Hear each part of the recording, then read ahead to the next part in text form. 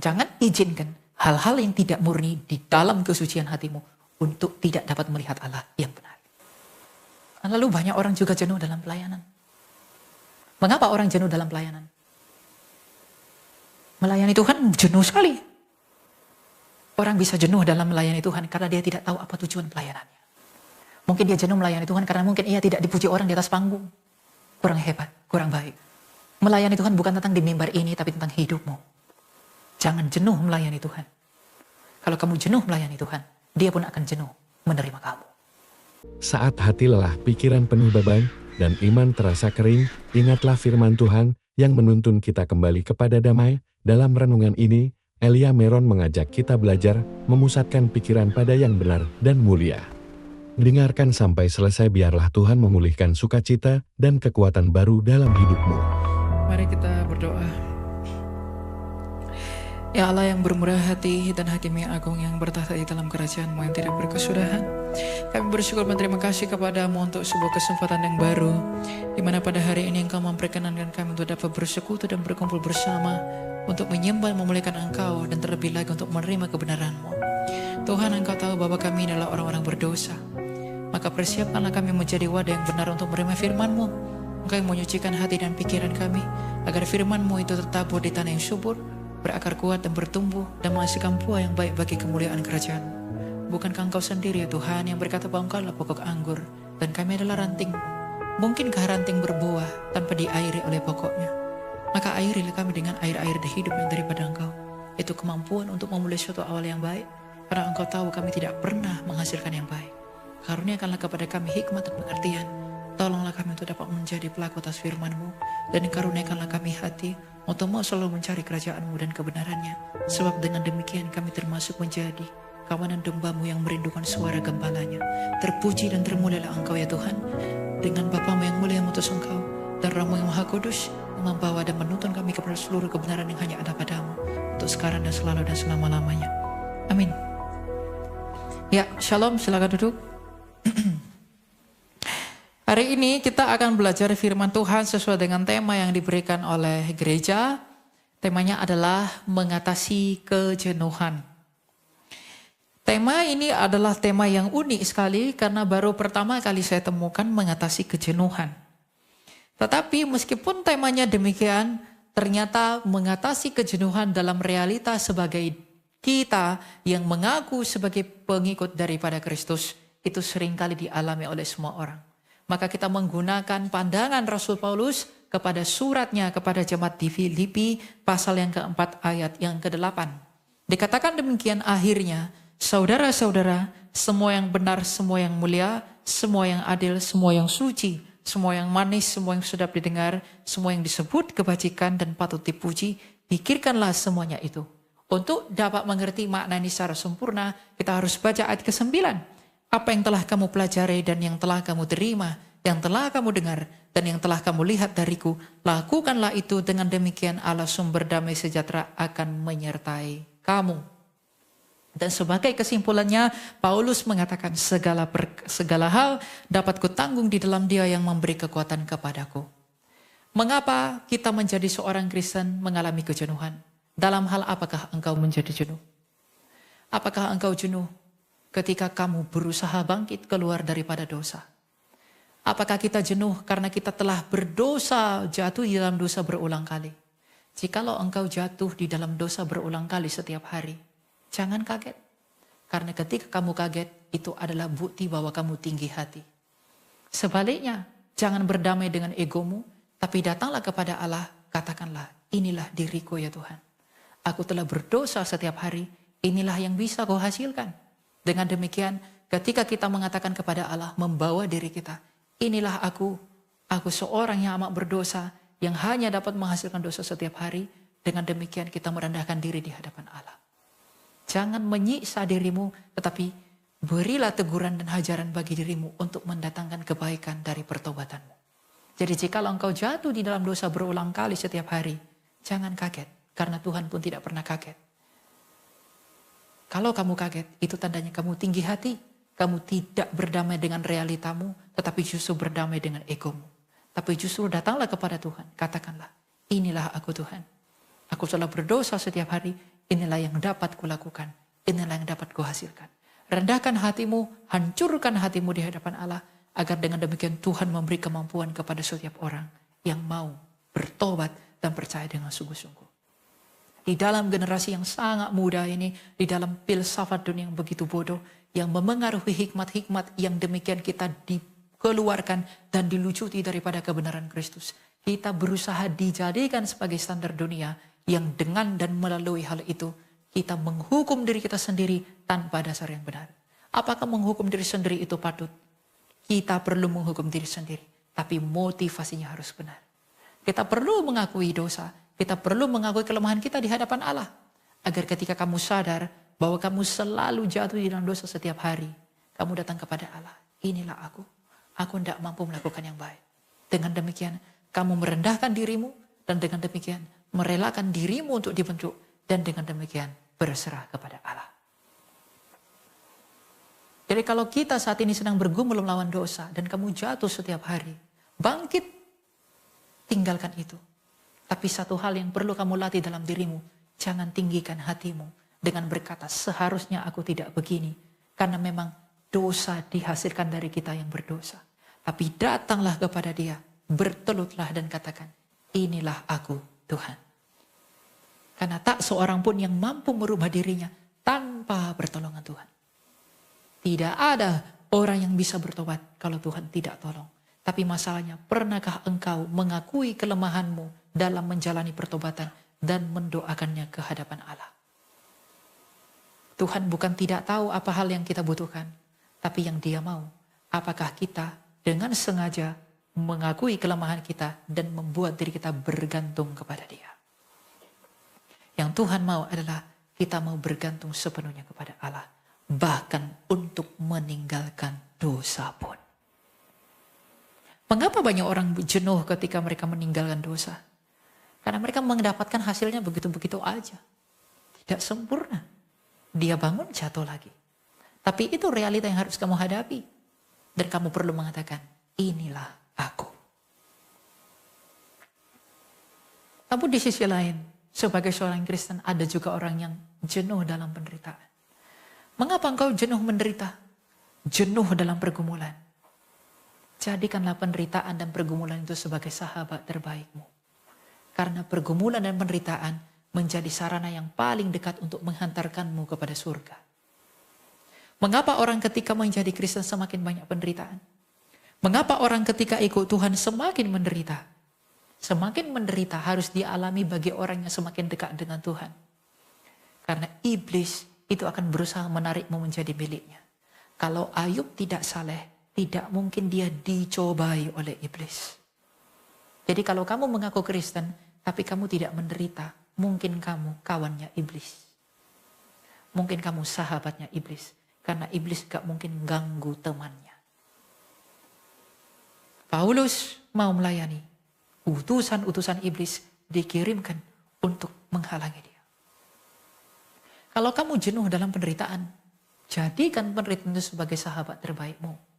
Karena melalui penderitaan anugerah Allah itu diberikan. Melalui penderitaan kita memiliki mata air, sumber dari air mata yang diberikan dalam hati kita untuk menyucikan jiwa kita. Kenapa banyak orang menghindari penderitaan? Karena ingin mereka kuat di dalam daging, tapi lemah di dalam roh. Tapi Paulus Rasul yang mulia berkata, aku lebih suka dalam kelemahanku agar kuasa Kristus turun menaungi aku. Orang yang ingin kuat di dalam daging pasti lemah di dalam roh. Tapi kalau ingin yang kuat di dalam roh, pasti lemah di dalam daging. Gak akan bisa mampu berbuat apa-apa. Oleh karena itu jangan hindarkan dirimu dari penderitaan. Sebab penderitaan adalah satu-satunya cara bagi orang Kristen untuk mendekatkan dirinya kepada Allah. Sebab kurang apakah Lazarus dalam perbandingan dengan orang kaya itu? Yang dengan demikian selama ia menderita di bumi ini, ia mengalami semua aniaya dan mengalami semua penderitaan yang dengan demikian itu di dalam ketekunan dan kesetiaannya terhadap imannya kepada Allah yang sejati, itu menghantarnya kepada pintu daripada surga. Sebab kalau kita mengaku sebagai hamba dan Dia adalah Tuhan, kalau Ia yang adalah Tuhan kita saja mengalami penderitaan dan tekun menjalaninya demi anugerah, bagi keselamatan kamu, saya, dan bagi dunia. Siapakah saya ini sebagai hamba? Tidak melalui itu. Bukankah Maria telah berkata, aku ini hamba Tuhan, terjadilah padaku menurut kehendak-Mu. Bukankah saya dan kamu adalah hamba Allah? Jadi kalau kita menderita, Tuhan izinkan menderita, bergumul, Tuhan itu ingin membentuk kerendahan hatimu. Saya pernah bertemu dengan salah satu dari keluarga kerabat saya yang begitu sakit, luar biasa. Lumpuh, tidak bisa ngapa-ngapain. Beliau cerita bahwa selama hidupnya ibu ini sombong sekali. Tapi Tuhan tegur dia dengan buat dia sakit. Lumpuh, tidak bisa ngapa-ngapain. Menurut orang lain, orang ini kasihan sekali. Tapi bagi saya, dia berbahagia. Mengapa dia berbahagia? Karena penderitaan itu melucuti kesombongannya. Penderitaan itu menyadarkan batinnya dan membuat ia berserah penuh kepada Allah. Penderitaan adalah sahabat terbaik dalam hidup manusia. Kalau kamu ingin menghindari penderitaan, kamu ingin menjadi sahabat dari Dia yang membuat Kristus menderita. Siapa yang membuat Kristus menderita? Iblis. Dia tidak suka menderita. Bahkan ketika Kristus dibaptiskan, ada suara dari surga, inilah anak yang kukasihi, kepadanya lah aku berkenan. Setelah dia memulai pelayanannya, tiba-tiba dia pergi ke padang gurun. Inilah anak yang kukasihi, kepadanya lah aku berkenan. Lalu iblis datang berkata, jika engkau anak Allah, dia menggunakan firman Allah untuk menjatuhkan manusia. Begitu juga dengan hidup kita pada hari ini. Kalau kamu tidak menjadikan penderitaan sebagai temanmu dan sahabatmu untuk dekat dengan Tuhan, maka artinya kamu ingin lepas dari penderitaan. Maka ketiadaan penderitaan di bumi hanya disediakan oleh iblis. Iblis mau kamu tidak mau menderita di bumi. Iblis mau kamu menderita bersama dengan mereka di selama-lamanya. Tapi Tuhan ingin memurnikan kita di bumi dengan penderitaan, agar kita bisa menikmati mahkota kemuliaan di dalam kerajaannya. Jadi jangan pandang sebelah mata penderitaanmu. Penderitaan setiap orang beda-beda. Tapi jangan lari dari penderitaan. Justru kejarlah itu. Karena hanya melalui itulah kita bisa berkenan. Bagaimana sebuah noda yang bandel dapat disucikan? Digosok terus-menerus agar dia bersih. Saya hidup di kampung lama sekali. Ketika saya punya baju yang kotor pakai kena getah pisang, getah ubi, getah apa segala macam. Untuk mencucinya tidak cukup direndam saja. Tapi perlu digosok-gosok sampai bersih. Maka bisa dipakai kembali. Hatimu, hati saya yang bebal, kotor, penuh dosa, penuh kedengkian, ketamakan, kenajisan, dan kepahitan. Itu perlu dicuci dengan air mata yang banyak. Sebab air mata yang keluar dari hati yang hancur, itu mendatangkan kemurnian dari iman. Jadi jadikan penderitaan sebagai sahabatmu. Mengapa Paulus berkata, aku lebih suka dalam kelemahan. Sedangkan dunia saat ini ingin kuat. Ingin bekerja terus. Ingin mendapatkan banyak hal agar dia tetap kuat. Tapi kenapa Paulus mengatakan, aku lebih suka dalam kelemahanku. Sebab Kristus Tuhan kita yang mulia pernah berkata, jikalau kamu tidak menjadi seperti anak kecil, kamu tidak mungkin masuk dalam kerajaan Allah. Anak kecil dalam bahasa Yunani-nya disebut dengan infant. Artinya adalah bayi. Jadilah seperti bayi agar engkau bisa masuk dalam kerajaan surga. Bayi itu tidak bisa berbuat apa-apa. Dia menyerahkan sepenuhnya kepada kehendak orang tuanya. Dengan keyakinan batin yang pasti, apapun yang orang tuanya lakukan adalah demi cintanya kepada anak itu. Maka kita sebagai anak-anak Allah, dalam keyakinan yang pasti, kita harus melangkah dalam hidup, bahwa segala sesuatu yang Tuhan izinkan, baik yang buruk adalah untuk menyelamatkanku karena demi kasih-Nya. Tuhan tidak pernah pikirkan untung manusia, tapi Dia selalu pikirkan keselamatan kita. Sebab apakah untungnya Paulus melayani Kristus dalam dunia ini? Dia meninggalkan kekayaannya, dia rela menderita, dia rela mengalami sakit, penyakit, dan banyak hal. Tetapi ketika dia melayani Kristus, dagingnya begitu tersiksa, tapi jiwanya menjadi puas di hadapan Allah. Makanya ketika sedangkan dia di dalam penjara, dia menyurati jemaat di Filipi, bersukacitalah dan bersukacitalah. Adakah orang yang di penjara yang sebentar lagi akan dipenggal mampu berkata bersukacitalah, bersukacitalah, kalau itu bukan damai sejahtera yang datang daripada Allah? Begitu banyak kekeliruan di dunia ini. Banyak anak-anak muda, banyak orang-orang tua yang berusaha mencari kebahagiaan di luar daripada Allah. Ada begitu banyak kekeliruan di dunia ini, berusaha menjadi bahagia dengan menumpuk hartanya, menumpuk uangnya, memperbanyak relasinya, dan mendapatkan banyak hal yang di dunia ini. Mereka lupa, ditipu oleh bapa dari segala pendusta yang mengatakan bahwa kebahagiaan itu tergantung daripada benda-benda yang kamu pakai. Kebahagiaan bukanlah status bendawi, tapi kebahagiaan adalah status batin. Jadi jikalau kita ingin mencari sukacita, ingin mencari banyak hal kebahagiaan yang datang dari luar, kamu seperti bunga bangkai yang kamu taburi pewangi sebanyak apapun, engkau tetap bau karena bau dari dalam. Tetapi kalau kita seperti bunga melati, apapun yang ada di sekeliling kita, kita tak wangi pada diri sendiri karena sukacitanya dari dalam. Begitu banyak kekeliruan di semesta ini yang ditipu oleh filsafat kosong dunia yang dikerjakan oleh iblis dari belakang. Bahwa kebahagiaan itu karena sebuah hal-hal benda yang kamu pakai. Itulah yang membuat kita menjadi jenuh. Karena kita punya mindset, punya pola pikir yang terbalik dalam melihat Allah. Jangan pandang berkat Tuhan dengan kekayaan. Jangan pandang berkat Tuhan dengan kesehatan. Jangan pandang berkat Tuhan karena engkau tidak menderita. Sebab jikalau saya memandang berkat Tuhan dengan kekayaan, dengan kesehatan, dengan tanpa penderitaan, maka dengan demikian dia membenci Rasul Paulus. Sebab Paulus tidak kaya, malah tinggalkan kekayaannya. Sebab Paulus menderita, bukan lepas dari derita. Dan sebab Paulus juga memiliki duri dalam daging tanpa kesehatan yang utuh. Jadi jikalau saya menilai berkat Tuhan dengan itu semua, maka saya mengatakan dia membenci Paulus. Padahal yang kamu baca saat ini adalah tulisan dari Rasul yang mulia itu. Betapa hebatnya dunia ini membodoh-bodohi manusia dengan hal-hal yang tidak sesuai dengan firman Allah.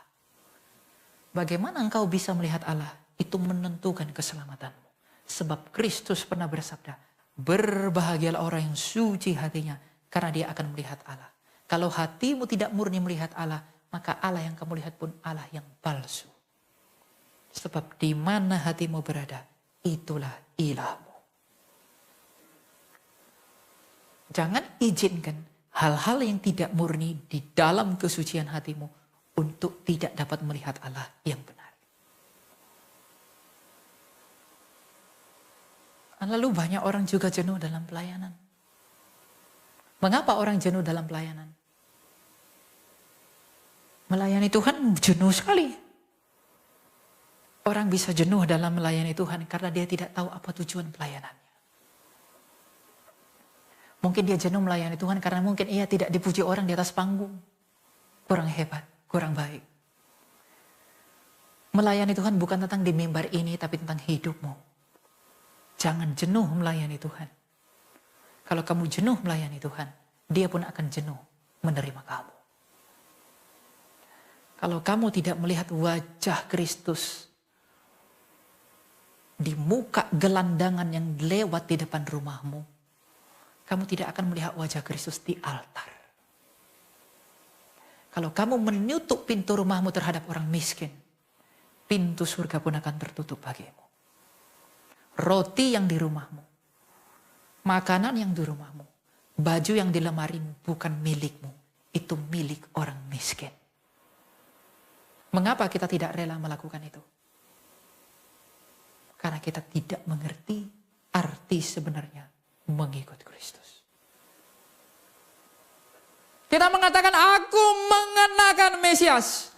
Aku mati, tersalibkan bersama dengan Kristus. Kalau kita sepenuhnya mengenakan Kristus itu dengan sungguh-sungguh sebagaimana dia adanya, yang datang mewartakan kebenaran dari Bapaknya yang turun dari surga, maka kalau kita pun menjadi sama, mau menjadi serupa dengan dia, bukan kita harus bertindak sebagaimana dia telah bertindak, Kita mengaku saya ini seorang Kristen, tapi saudaramu kesulitan engkau tidak tolong. Meskipun engkau menyanyi setiap hari, 50 kali sehari, keliling Jakarta bawa salib-salib, itu tak akan mampu menolongmu. Itu tak akan bisa menolongmu. Karena mungkin engkau melayani orang dengan menyanyi, tapi engkau lupa melayani perut orang lain yang butuh pertolonganmu.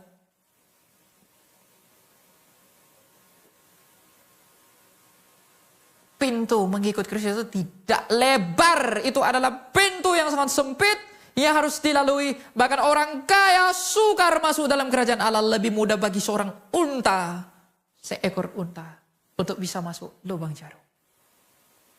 Orang kaya di sana adalah orang yang merasa dirinya mampu bisa melakukan apapun di luar daripada Kristus. Jadi yang membuatmu jenuh melayani, karena kamu nggak tahu tujuan pelayananmu apa.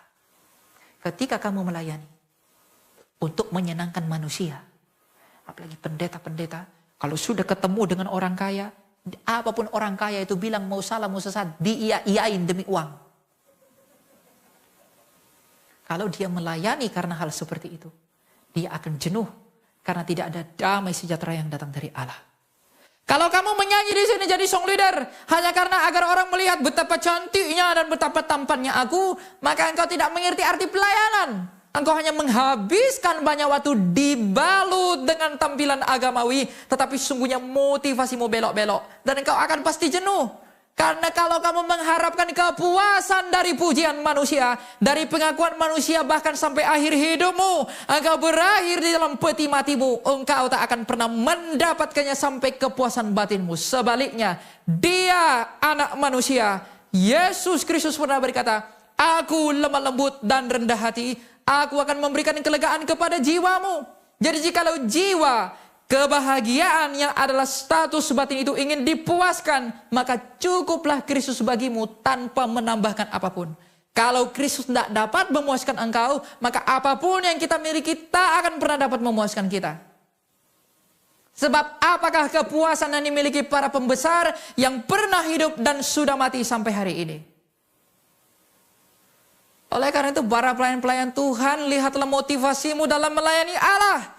Agar pelayananmu kepada Allah itu tidak membuatmu menjadi jenuh. Kalau kita fokusnya untuk menyenangkan Tuhan, ingin menyenangkan Allah yang menyelamatkan kita, maka apapun kata dunia, mau kamu dibilang seperti apapun, kamu tetap melayani karena kamu tidak pusing dengan pandangan manusia, tapi engkau fokus mengejarkan dan melakukan pekerjaan Allah. Kalau kamu fokus ingin menyenangkan hati manusia, yang satu berpendapat A, yang satu berpendapat B, kamu tidak akan jadi melayani karena kamu memusingkan pikiran orang. Tapi kalau kita fokus kepada pekerjaan Allah sesuai panggilan yang dikaruniakan kepada kita, apapun itu badainya, apapun itu masalahnya, kita tidak akan pernah jenuh. Sebab hati, semangat yang benar itulah yang dimiliki oleh Paulus. Maka Paulus rela pergi ke sana kemari, pergi ke sana kemari tanpa jenuh sampai mati. Dipenggal di Roma. Kalau iman, kasih, dan pengertian pelayanan yang sesungguhnya tidak dimiliki oleh Petrus, tidak mungkin dia disalib terbalik di Roma sampai mati. Tidak mungkin Markus ditarik kuda di Alexandria. Tidak mungkin Yohanes digoreng di minyak panas. Tetapi apakah yang membuat mereka kuat dalam pelayanan? Apa yang membuat mereka tetap setia, tetap tekun di dalam motivasi benar untuk mengikut Tuhan? Apa yang membuat saya harus kuat untuk menderita? Apa yang membuat saya harus kuat untuk melayani? Apa yang membuat saya harus kuat untuk tetap melawan dosa? Untuk tidak jenuh pada 3 hal itu.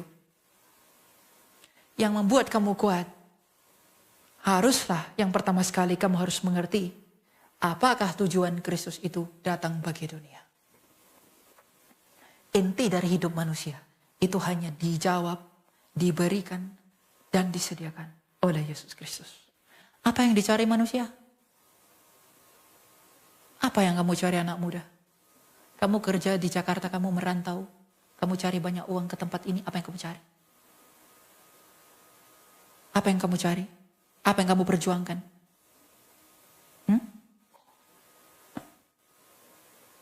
Apa yang kau cari di dunia ini? Mengapa kau bekerja banyak-banyak? Mengapa engkau pergi kuliah sampai ke luar negeri? Apa yang kamu cari? Apa yang diperjuangkan manusia di dunia ini? Apa? Apa yang sedang kamu perjuangkan hari ini? Hidup. Kamu cari banyak uang demi perut, demi hidupmu kan? Kamu kuliah besar, tinggi-tinggi ke sana, pergi ke luar negeri, agar dengan gelar itu kamu bisa kerja di perusahaan bagus, demi uang banyak, demi perut yang kenyang, tetap hidup. Hidup yang dicari manusia. Apapun agamamu, apapun kepercayaanmu, dari perempuan manapun engkau dilahirkan, dari suku manapun engkau berasal, hidup yang dicari manusia. Sehingga demi hidupnya, orang-orang kaya rela membunuh mereka yang mengancam nyawanya. Demi hidupnya, Kain membunuh Abel. Demi hidupnya, Herodes membunuh para bayi. Hidup yang dicari manusia kan? Dan yang paling ditakuti oleh manusia adalah kematian. Semua orang takut pada kematian. Ini selalu saya katakan, beberapa minggu lalu ketika Tiongkok mengadakan parade militer, maka Vladimir Putin, Presiden Rusia, diundang ke sana. Lalu Xi Jinping dan Vladimir Putin ngobrol bagaimana caranya menemukan teknologi untuk memperpanjang usia manusia dan tidak mati-mati.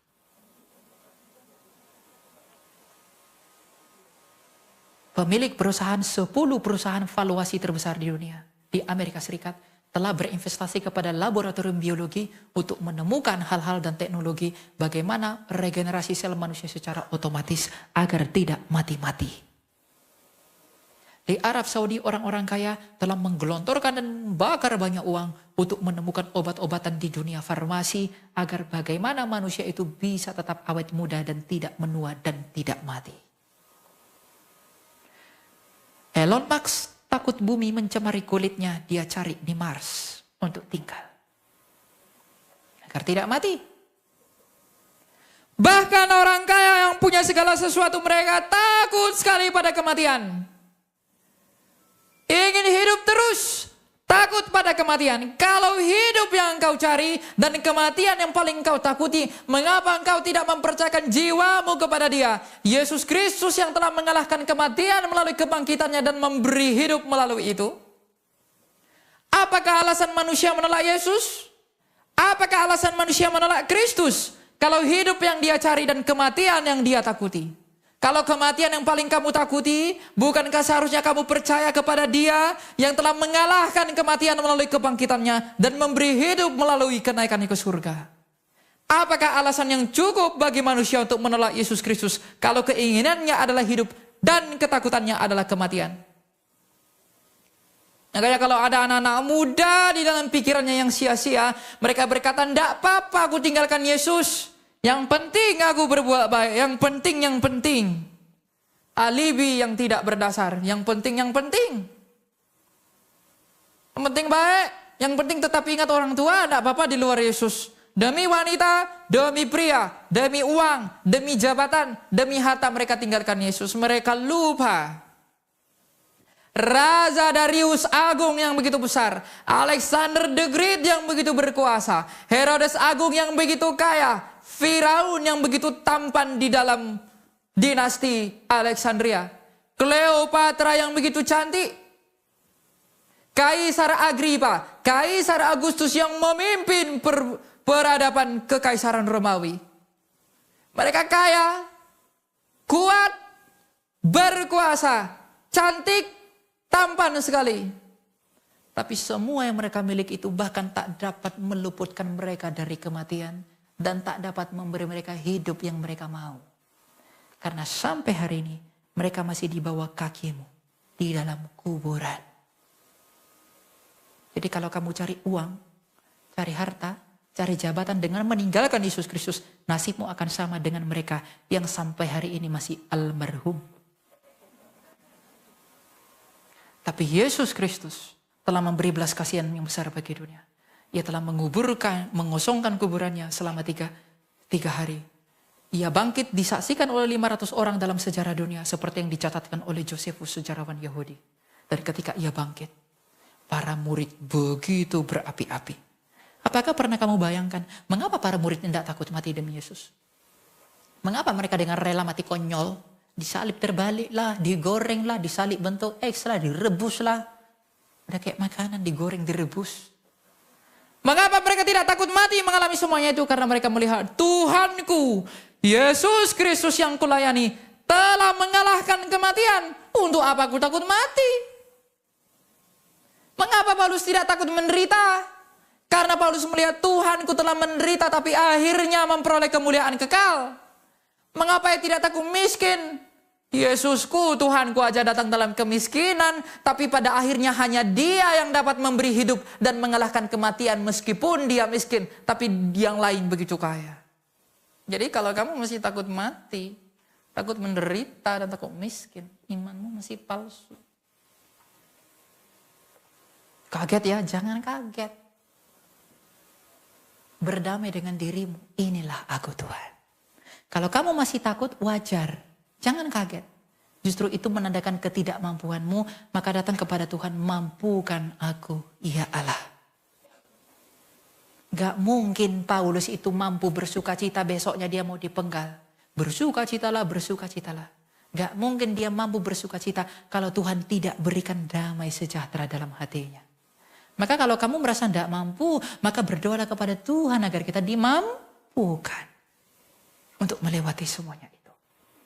Dengan demikian hidup di dalam Kristus, kita tidak akan jenuh-jenuh.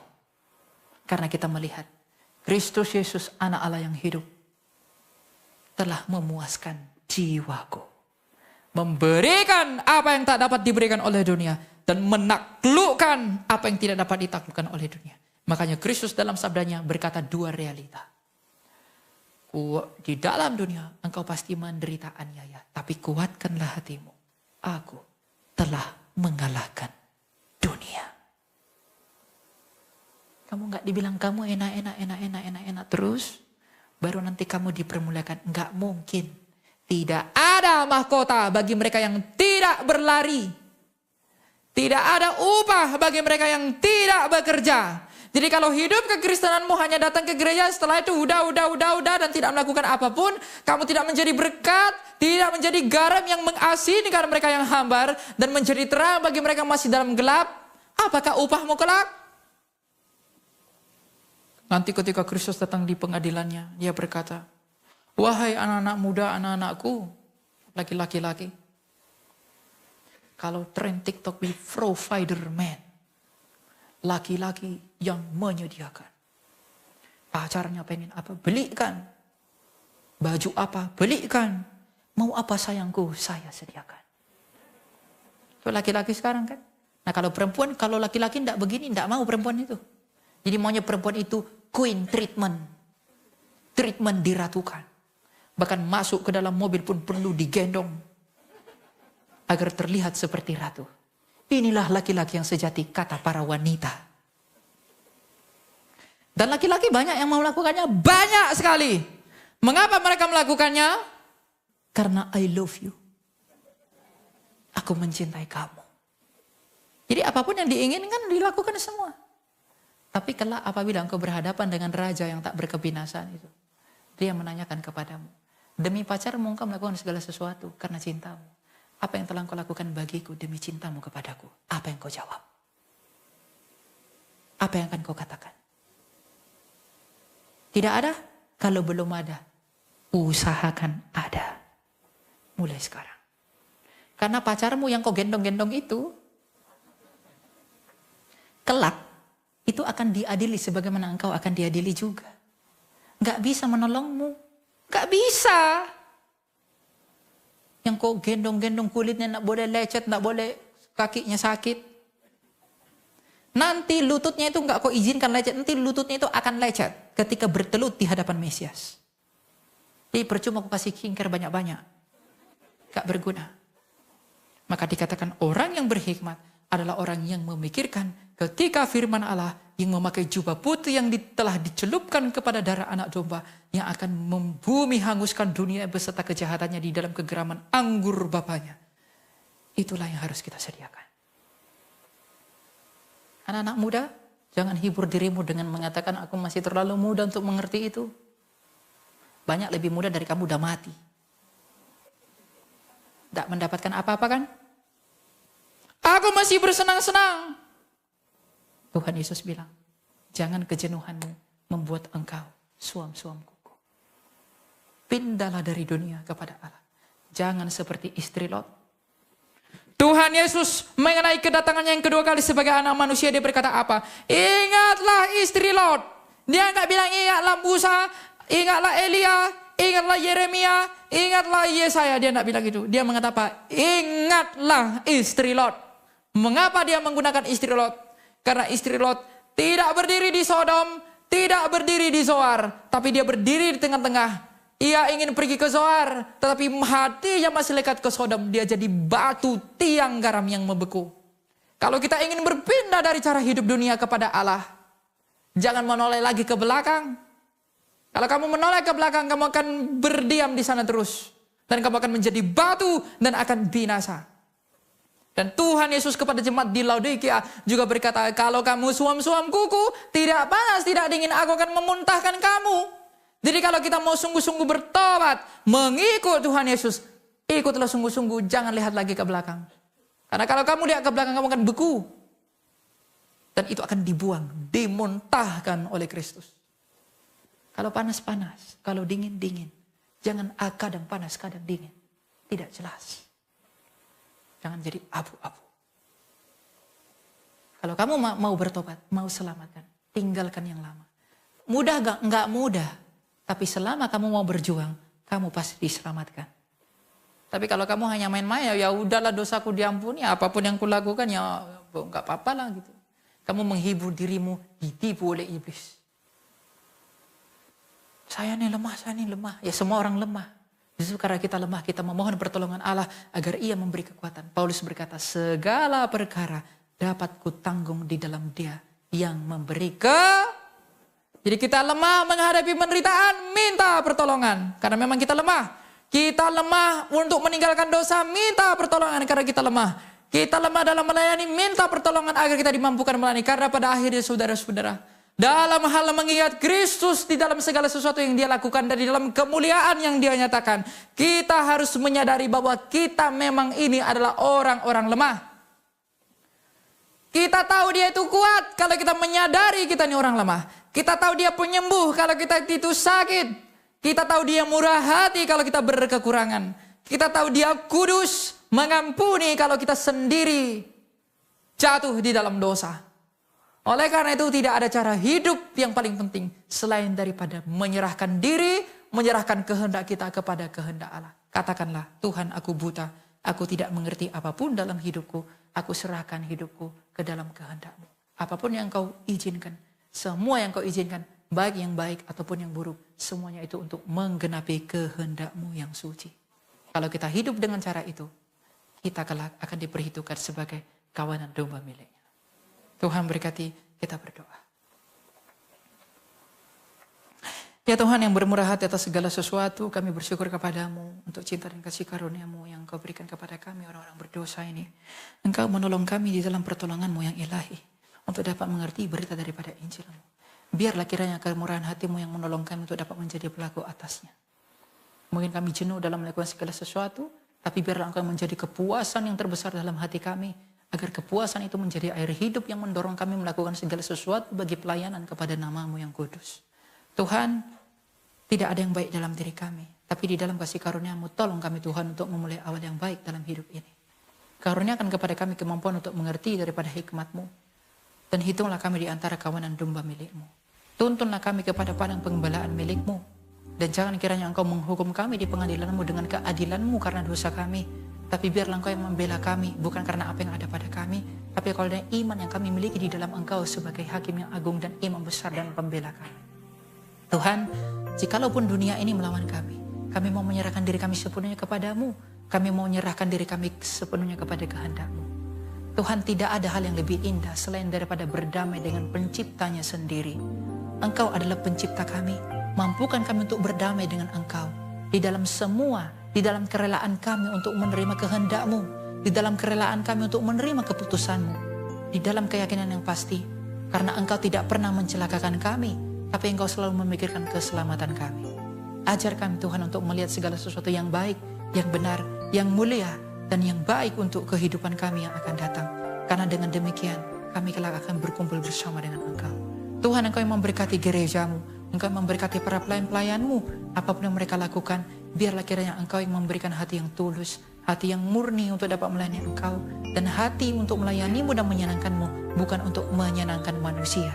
Agar dengan demikian pada akhirnya kami semua para pelayanmu, hamba-hambamu yang hina ini dapat bertanggung jawab di hadapan pengadilanmu, di dalam belas kasihanmu dan prinsip yang telah dihidupi di dalam kemampuan yang daripadamu.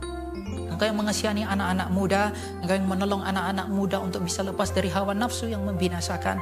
Engkau yang menolong kami anak-anak muda untuk dapat berpikir lebih jauh tentang hidup di dalam kemudaan kami.